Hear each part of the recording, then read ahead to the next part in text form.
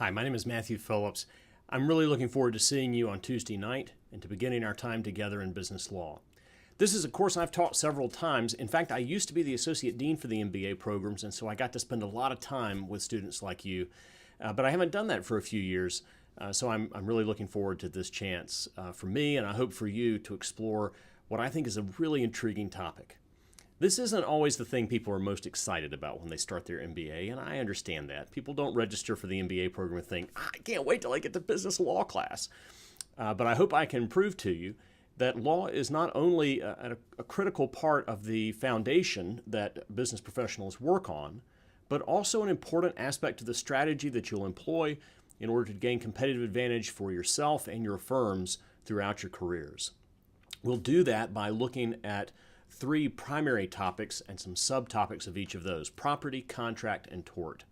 And we'll use those three building blocks to figure out how to understand employment law and securities law and privacy law, starting with our first session, and some other things that are very likely to come up in your careers. So we'll focus on those building blocks, learn each of them pretty well, and then you'll finish this course able to put those together to understand a broad range of legal issues in a way that can make you a leader in discussions in your firm and in negotiations with others. A little bit about me. I'm a lot like you, actually. I'm doing several different things in my life at any one time, and so probably not quite as well as you have managed. I work really hard to balance things. I teach undergraduates during the day here at Wake Forest. I still do a good bit of pro bono practice of law, meaning free practice for the good of society, in a large volunteer organization and through Legal Aid of North Carolina, where I mostly do nonprofit corporate law now, because that's what I have the skill set to do and that Legal Aid and the community need. Prior to working as a professor in the business school, I was an administrator at Wake Forest for a couple of years. Before that, I practiced law here in Winston-Salem as a tax and estate planning attorney. And so, again, like you, I'm balancing the different things that I do during the day. This really exciting course that I get to do with you in the evenings, and my family. I'm married and have two children, an 11-year-old and a 6-year-old, who would want me to say that she's about to turn 7. So I struggle to spend enough time with them and enough time focused on what we're doing, just like I'm sure you do.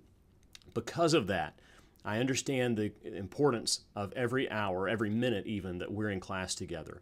And so that's why I wanted to do this introductory video, to say hello to you, to let you know a little bit about who I am, and hopefully as you shoot me an email after this, I'll begin to get to know some of you a little better, so that on Tuesday night, on April 2nd, when we start class, we can hit the ground running. We're not going to spend a lot of time with me introducing myself.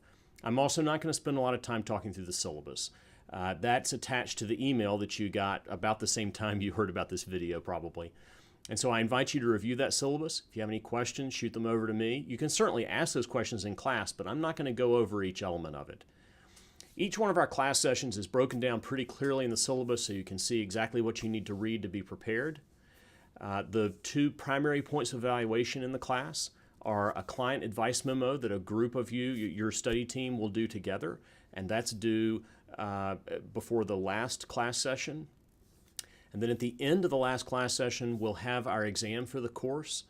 I'll stop class about halfway through that final class session, about 7:30, and give you an hour and a half to take that exam, but you do not have to use that hour and a half. The exam will be open in Sakai for several days after the end of the class.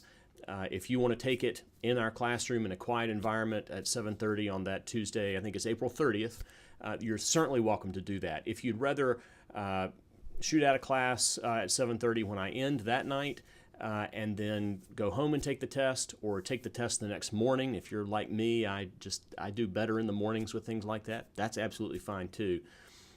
So the client advice memo, which I'll share a full summary on in the coming days, and that exam are the two primary points of evaluation.